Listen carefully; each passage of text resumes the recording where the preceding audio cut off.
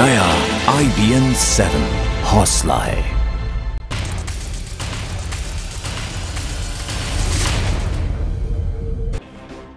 Nestle के noodle Maggi की मुश्किलें खत्म नहीं हो रही। मैगी में MSG यानी कि मोनोसोडियम ग्लूटामेट मिलने के बाद दिल्ली सरकार ने 15 दिनों के लिए मैगी पर बैन लगा दिया है।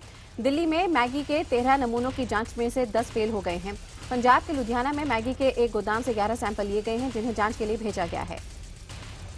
उत्तराखंड सरकार ने भी पूरे राज्य में मैगी की बिक्री पर रोक लगा दी। उत्तराखंड सरकार की तैयारी कानूनी राय के बाद अब कंपनी के खिलाफ केस दर्ज करने की भी है। पिग बाजार और फूड बाजार में भी मैगी का प्रवेश वर्जित कर दिया गया है। दिल्ली केंद्रीय भंडार से मैगी की बिक्री बंद हो गई है। आंध्र प्रदेश, तेलंगाना, तमिलनाडु, राजस्थान, महाराष्ट्र, जम्मू कश्मीर और गुजरात में भी मैगी के सैंपल लिए गए हैं। नेस्ले इंडिया का दावा है कि वो भी अपनी मैगी के सैंपल लेकर टेस्ट करवा रही है। उधर शेयर बाजार में नेस्ले के शेयर गिर गए हैं, जहां नेस्ले के शेयर 10% तक गिर गए हैं। बताया जा रहा है कि 10 दिनों में कंपनी में निवेश करने वालों को 8,000 करोड़ रुपए का नुकसान उठाना पड़ा है। हालांकि गोवा ने मैगी को क्लीन चिट दे दी है। केरल में भी सैंपल खतरनाक तत्व तयशुदा मात्रा से ज्यादा नहीं पाए गए हैं। इस बीच पश्चिम बंगाल में भी एक दूसरी कंपनी के ऐसे ही प्रोडक्ट्स पर शक जताया जा रहा है। ममता सरकार ने न सिर्फ मैगी बल्कि लेस, चिप्स और कुरकुरे के सैंपल भी जांच के लिए भेज दिए हैं। मैगी विवाद पर केंद्रीय खाद्य मंत्री रामविलास पासवान ने कहा है कि आरोप साबित होने पर कंपनी के खिलाफ कार्रवाई की जाएगी। पासवान ने कहा है कि मैगी की NCDRC जांच के आदेश दे दिए गए हैं और FSSAI जांच में वक्त लगेगा। केंद्रीय स्वास्थ्य मंत्री नड्डा ने कहा है कि मैगी पर तमाम राज्यों में रिपोर्ट मंगवाई गई है। देश के 30 राज्यों में मैगी को जांच के लिए भेजा गया है। 1 जून तक सबको रिपोर्ट देनी होगी। गुरुवार को इस पर बैठक होगी। वाराणसी में मैगी का विज्ञापन करने वाले नामी सितारों के खिलाफ शिकायत दर्ज कर दी गई है। मामले में महानायक अमिताभ बच्चन, माधुरी दीक्षित और प्रीति जिंटा समेत 7 लोगों के खिलाफ शिकायत दर्ज की गई है। मैगी को लेकर बढ़ते विवाद के बीच देश के कई हिस्सों में मैगी के विरोध में धरना प्रदर्शन हुआ। पंजाब के लुधियाना में बच्चे सड़कों पर उतरे और मैगी के विरोध में प्रदर्शन किया। बच्चों ने मैगी का ऐड करने वाले अमिताभ बच्चन के पोस्टर जलाकर मैगी का विरोध किया। हरियाणा के अंबाला में भी लोगों ने मैगी से तौबा कर ली। दुकानदारों ने मैगी रखना बंद कर दिया। नेस्ले कंपनी के दूध में लार्वा मिलने के बाद तमिलनाडु के अलग अलग शहरों में इस दूध की जांच के लिए सैंपल लिए गए हैं। बच्चों के लिए नेस्ले कंपनी दूध बनाती है नैनोप्रो। विवादों में दरअसल कोयम्बटूर में एक शख्स को नैनोप्रो 3 में लार्वा मिले थे और तभी विवादों में आया। इसके जांच के दौरान भी रिपोर्ट में यही आया है कि बच्चों के लिए बने इस प्रोडक्ट में लार्वा हैं। पीएम मोदी के कहने के बावजूद बीजेपी सांसद साक्षी भरा चुप नहीं हो रहे। राम मंदिर पर विनय कटियार के बयान पर साक्षी ने कहा है कि विनय हमारे बजरंगी हैं और दुनिया की कोई ताकत राम मंदिर बनने से नहीं रोक सकती। बीजेपी के राज्यसभा सांसद विनय कटियार ने एक बार फिर से राम मंदिर का मुद्दा उछाला और कहा कि देश के आर्थिक विकास की तरह ही ये मुद्दा जरूरी है। कटियार ने पीएम मोदी की तारीफ की है। कटियार के मुताबिक सरकार के लिए ये मुश्किल काम नहीं है और इस मुद्दे का हल निकालने के लिए सरकार को कानून लाना चाहिए। बांग्लादेश के एक हिंदू संगठन ने प्रधानमंत्री नरेंद्र मोदी से अपने बांग्लादेश दौरे के दौरान पश्चिम बंगाल की मुख्यमंत्री ममता बनर्जी को शामिल नहीं करने की मांग की। वेदांता संस्कृति मंच ने कहा है कि यदि ममता बांग्लादेश यात्रा पर आती हैं तो संगठन उन्हें काले झंडे दिखाएगा। ममता बनर्जी 5 जून को ढाका पहुंचेंगी और 6 जून को प्रधानमंत्री मोदी के प्रतिनिधि मंडल में शामिल होंगी। अगर आप गूगल पर टॉप क्रिमिनल्स सर्च करेंगे तो कुछ नाम स्वाभाविक तौर पर सामने आएंगे। Dawood Ibrahim, Osama bin Laden, al Zawahiri. लेकिन इन नामों की फहरिस्त में देश के प्रधानमंत्री मोदी का नाम भी दिखाया जा रहा है। हालांकि गूगल ने एक बयान जारी कर माफी मांगी है और कहा है कि उनका इरादा किसी भी तरह से भावनाओं को आहत करने का नहीं था। दरअसल गूगल सभी वेबसाइट से तस्वीरें उठाता है और इसी वजह से यह गलती हो गई। अंतर्राष्ट्रीय योग दिवस पर दिल्ली में आयोजित हो रहे कार्यक्रम को लेकर प्रधानमंत्री नरेंद्र मोदी ने विपक्षी दलों के कई नेताओं को न्योता दिया। बीजेपी के मुताबिक पीएम ने दलगत भावना से ऊपर उठकर ये न्योता दिए हैं। बता दें कि 21 जून को अंतर्राष्ट्रीय योग दिवस है, जिसको लेकर पीएम मोदी ने 21 जून को राजपथ पर योग करने का कार्यक्रम रखा है। योग दिवस पर योग गुरु रामदेव भी देश भर में शिविर लगाएंगे। 5 जून को पर्यावरण दिवस के मौके पर पीएम मोदी 7 में पौधा लगाएंगे। इस मौके पर क्रिकेटर विराट कोहली को भी आमंत्रित किया गया है। इस मौके पर मुंबई में भी एक कार्यक्रम आयोजित किया जाएगा, जिसमें शामिल होने के लिए सचिन तेंदुलकर को न्योता भेजा गया है।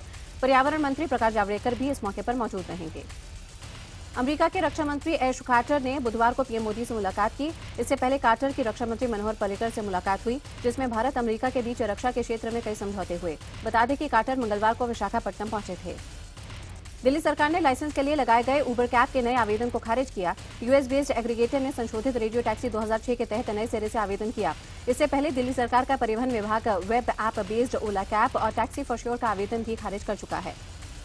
बुधवार को दिल्ली में ट्रैफिक पुलिस की मदद से ग्रीन कॉरिडोर बनाकर 8 मिनट में 8 किलोमीटर का सफर तय किया गया। आपको बता दें, दिल्ली के साकेत में मैक्स अस्पताल से एम्स अस्पताल तक जाने के लिए एम्बुलेंस को सिर्फ 8 मिनट ही लगे। सीतामढ़ी के चर्चित कलेक्ट्रेट गोलीकांड में दोषी पाए गए 2 पूर्व सांसदों, एक विधायक समेत 15 लोगों को आज सजा सुनाई जाएगी। 11 अगस्त 1998 को जदयू और कम्युनिस्ट पार्टी ने संयुक्त रूप से बाढ़ राहत की मांग को लेकर कलेक्ट्रेट के सामने धरना प्रदर्शन किया। स्थिति को गंभीर देखते हुए तत्कालीन डीएम रामानंद प्रसाद के आदेश पर पुलिस ने आंसू गैस के गोले दागे, जिसमें कई लोगों की मौत हो गई। पाकिस्तान के सेना प्रमुख राहिल शरीफ ने कश्मीर बयान पर रक्षा मंत्री मनोहर पर्रिकर ने तीखा जवाब दिया है। पर्रिकर ने कहा है कि पाकिस्तान को तगड़ी वाली मिर्ची लगी है। दरअसल रक्षा मंत्री मनोहर पर्रिकर ने कुछ दिन पहले ही कहा था कि आतंकियों से निपटने के लिए भारत कांटे से कांटा निकालने की नीति अपनाएगा। पाकिस्तान के सेना प्रमुख राहिल शरीफ ने कश्मीर राग अलापते हुए कहा है कि कश्मीर दोनों देशों के बंटवारे का अधूरा एजेंडा है। कश्मीर और पाकिस्तान को अलग नहीं किया जा सकता। पाकिस्तानी आर्मी चीफ का ये बयान ऐसे वक्त में आया है जब भारत ने पीओके के गिलगिट और बल्तिस्तान इलाके में चुनाव कराए जाने का विरोध किया। इस इलाके में 8 जून को पाकिस्तान चुनाव करा रहा है। नेशनल कॉन्फ्रेंस के नेता और पूर्व मुख्यमंत्री फारूक अब्दुल्ला के भाई मुस्तफा कमाल ने कश्मीर में पाकिस्तानी झंडे फहराए जाने का समर्थन किया। मुस्तफा ने कहा कि आखिर पाकिस्तानी झंडे फहराने से क्या फर्क पड़ता है। जम्मू कश्मीर में आतंकी हमलों और धमकियों की वजह से बंद हुए 1058 मोबाइल टावरों में से 600 को चालू कर दिया गया है। बाकियों को भी जल्द चालू कर दिया जाएगा। दरअसल आतंकियों ने घाटी में मोबाइल टावरों को बंद करने की धमकी दी। उन मकान मालिकों को भी धमकी दी गई है जिनके परिसर में टावर लगाए गए। नीतीश कुमार के विधायकों ने आरजेडी के खिलाफ मोर्चा खोलते हुए कहा है कि गठबंधन के नेता नीतीश कुमार ही होंगे, इस पर किसी तरह का कोई भी समझौता नहीं होगा। वहीं आरजेडी सांसद रघुवंश प्रसाद ने जेडीयू पर मनमानी करने का आरोप लगाया। उन्होंने कहा कि जेडीयू गठबंधन में अड़ंगा डाल रहा है। बीजेपी ने दोनों पार्टियों को जनता के खिलाफ बताया। बिहार के मुख्यमंत्री नीतीश कुमार ने सीएम बंगले के बाहर 24 पुलिस वालों को तैनात किया ताकि पूर्व सीएम मांझी सीएम आवास के आम और लीची न खा सकें। वहीं मांझी ने नीतीश पर जनता से ज्यादा सीएम आवास के आम और लीची की चिंता होने का आरोप लगाया। फरवरी में नीतीश कुमार के सीएम की कुर्सी के बैठने के बावजूद मांझी ने सीएम आवास अब तक खाली नहीं किया। सीएम नीतीश कुमार सीएम आवास में रहने के बजाय फिलहाल 7 सर्कुलर रोड पर एक सरकारी आवास में रह रहे हैं। गोवा में 2 लड़कियों के साथ गैंगरेप की सनसनीखेज वारदात सामने आई। 5 लोगों ने कथित रूप से इन लड़कियों को किडनैप किया। उसके बाद नॉर्थ गोवा में एंजुना क्षेत्र में इनके साथ गैंगरेप किया। पुलिस के मुताबिक बुधवार को मेडिकल रिपोर्ट में रेप की पुष्टि होने के बाद एंजुना थाने में केस दर्ज किया गया। गिरफ्तार आरोपियों के पास से कैश और एटीएम बरामद करने की कोशिश भी की जा रही है। उत्तराखंड में बीजेपी ने राज्य सरकार पर केदारनाथ त्रासदी के दौरान कफन खरीद में भी बड़े घोटाले का आरोप लगाया। घोटाले की सीबीआई जांच की मांग की गई। बीजेपी ने सरकार के खिलाफ मोर्चा खोल दिया है। 10 जून को बीजेपी युवा मोर्चा का मुख्यमंत्री आवास कूच करने का भी कार्यक्रम है। बता दें कि उत्तराखंड सरकार सीबीआई जांच से पहले ही किनारा कर चुकी है। यूपी के झांसी में समाजवादी पार्टी के सांसद चंद्रपाल सिंह यादव पर धमकी देने का आरोप लगा। आरोप है कि झांसी में राज्यसभा सांसद ने अवैध बालू से भरी ट्रैक्टर ट्रॉली पकड़े जाने पर टहरौली तहसील के तहसीलदार को धमकाया। 84 सिख दंगा मामले में गवाह को 5 करोड़ की रिश्वत के आरोप पर कोर्ट ने सख्त रुख अपनाते हुए सीबीआई से जवाब मांगा। दिल्ली की एक अदालत ने कांग्रेस नेता जगदीश टाइटलर को लेकर सीबीआई से पूछा है कि गवाहों को प्रभावित करने के आरोप पर क्या कार्रवाई की गई। बता दें कि दंगा पीड़ितों ने कोर्ट में आरोप लगाया है कि टाइटलर ने गवाह को पीड़ित करने की कोशिश की। 84 सिख दंगा मामले में पहली बार अमिताभ बच्चन का बयान आया। ये बयान सीबीआई ने 2013 में दर्ज किया था।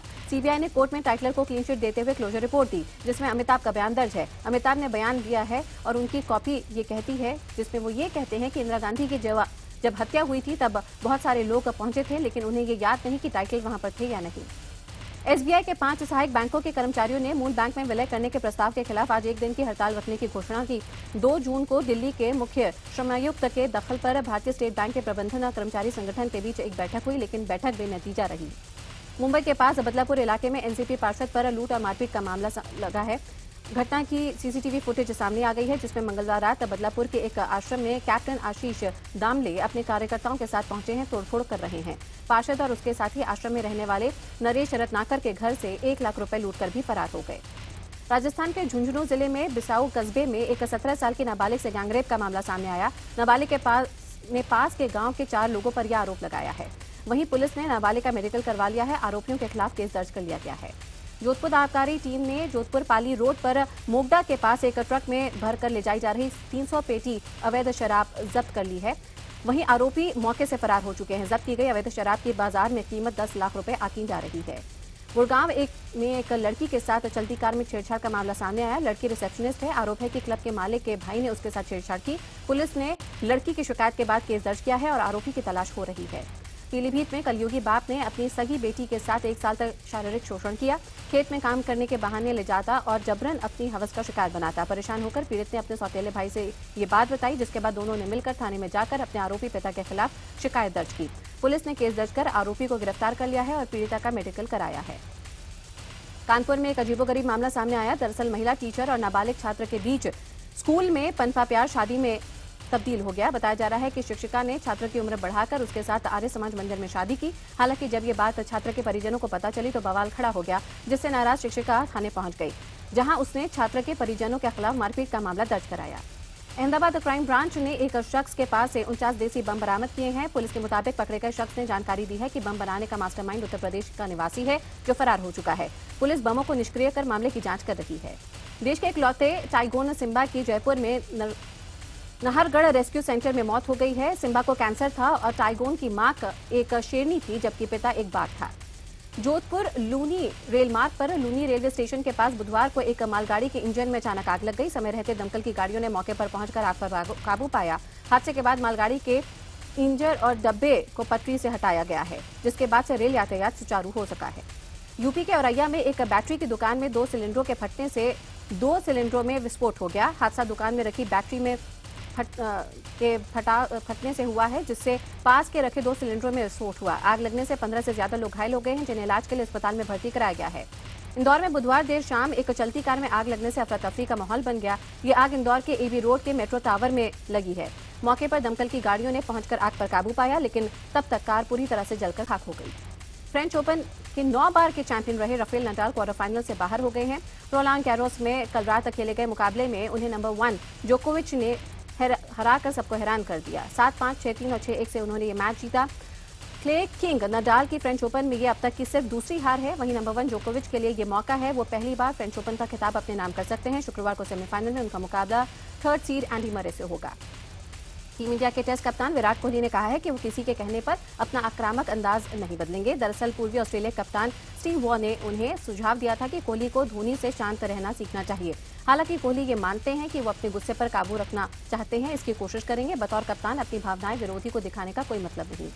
टीम इंडिया के स्टार बल्लेबाज और मुंबई इंडियंस के कप्तान रोहित शर्मा ने अपनी दोस्त ऋतिका से दोबारा सगाई की है। ये सगाई आधिकारिक रूप से हुई है, जिसमें रोहित के परिवार के लोग और कुछ खास मेहमान शामिल हुए हैं। इससे पहले दोनों ने आईपीएल के दौरान 3 मई को सगाई की थी। रोहित ने एक बार फिर ट्विटर पर फोटो शेयर कर इसकी जानकारी दी है। रिकॉर्ड 3 बार से अमेरिकी फुटबॉल महासंघ के अध्यक्ष पद की जिम्मेदारी संभाल रहे भारतीय मूल के अमेरिकी सुनील गुलाटी फीफा के नए अध्यक्ष पद की दौड़ में शामिल हो सकते हैं। इलाहाबाद में जन्मे 55 साल के गुलाटी इस पद के मजबूत दावेदार हो सकते हैं, क्योंकि माना जा रहा है कि अमेरिका इस बार फीफा अध्यक्ष के लिए दिलचस्पी ले रहा है। हम आपको बता दें कि इस्तीफा देने वाले फीफा अध्यक्ष ब्लैटर 4 दिन पहले ही एक बार फिर से अध्यक्ष चुने गए थे, जिसके बाद काफी हंगामा हुआ और टॉप अधिकारियों के भ्रष्टाचार में आरोप में सम्मिलित होने के बाद एक बार फिर से उनको अपने पद से हटना पड़ा। ब्रिटिश महारानी एलिजाबेथ की मौत की गलत ट्वीट के चलते ब्रिटिश ब्रॉडकास्टिंग कॉर्पोरेशन यानी कि बीबीसी को माफी मांगनी पड़ी है। बीबीसी के पत्रकार ने गलती से अपने ट्विटर हैंडल पर महारानी एलिजाबेथ की मौत की खबर ट्वीट कर दी। हालांकि इसके तुरंत बाद इस पत्रकार ने अपना ट्वीट डिलीट भी कर दिया। बाद में बीबीसी ने बयान जारी कर कहा है कि ये बड़ी भूल है।